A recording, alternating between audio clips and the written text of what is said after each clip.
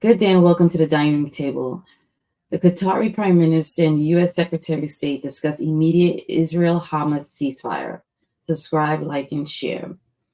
So the Prime Minister, who's also the Foreign Minister of Qatar, Mohammed bin Abdul Rahman bin Jasmine Al Thani, is in the United States and he's meeting with Antony Blinken, the Secretary of State. They are going to discuss an immediate ceasefire between the Israeli government and Hamas. There's a famine. There's hostages still not brought back home. People are still being killed. There's need for humanitarian aid. Ramadan is coming. They're just trying to see how they can just put a pause on this for a few weeks. And the Qatari Prime Minister, a lot of people are saying, oh, why they're helping, the United States. But he said it many times, they're just trying to make peace. They negotiate a lot, the Qatari government, from people being released, not just in Israel, Palestine conflict, but many other situations. And they've said it, they just want to see peace. But let's listen to them.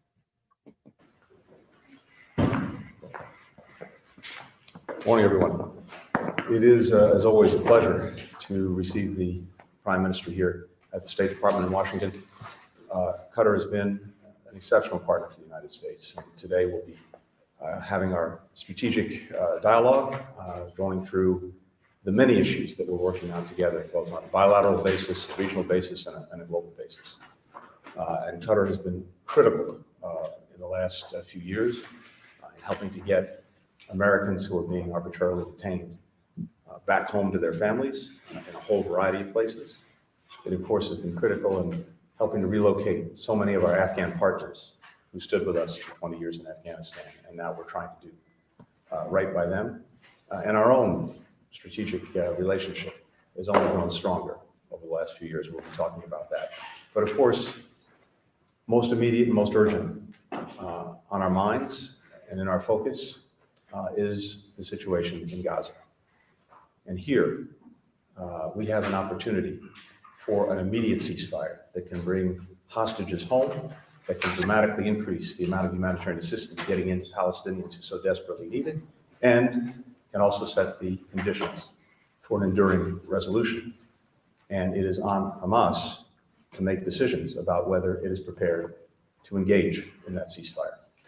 But throughout, including the original ceasefire that we were able to achieve last year that brought hostages home and created a week's quiet, humanitarian assistance doubling during that time, Qatar played, along with Egypt, a critical role in getting us to that point, and it continues to do so now. And I'm grateful for that on behalf of the United States. It's also urgent, irrespective of ceasefire, to dramatically increase the humanitarian assistance that's getting to people inside of Gaza. The situation for children, for women, for men who are caught in this crossfire Hamas is making inside of Gaza is unacceptable and unsustainable. Israel has to maximize every possible means, every possible method of getting assistance to people who need it. The United States will continue to strongly support those efforts, along with many other countries around the world. But it requires more crossings, it requires more aid getting in, and once that aid is in, it requires making sure it can get to the people who need it. So we will continue to press that every single day because the situation as it stands is simply unacceptable. We have a lot to talk about, but again, I just want to emphasize that for the United States, Qatar has been an exceptional partner. We're grateful for that partnership and for the vital work that we're doing together every single day. My friend. Well, thank you very much, Mr. Secretary, for hosting me today in the 6th round of our strategic dialogue. We've seen year after year the evolution in this relationship and how it solidified our partnership. And Qatar always considered U.S. as our strongest ally and partner and friend.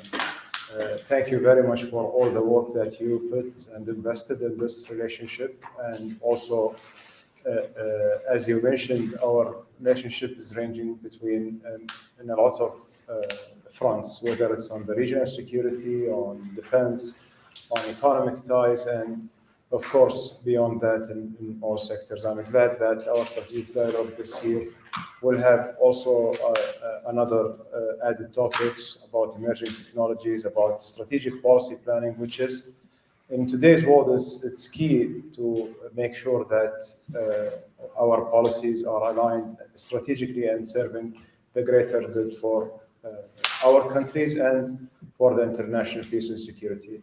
As you highlighted, Mr. Secretary, that the situation that we are going through in the region right now, it's unprecedented with the turmoil happening everywhere, starting from the war in Gaza or the Red Sea, Syria, Iraq, and we've seen that just growing and it's becoming very, very concerning for all of us.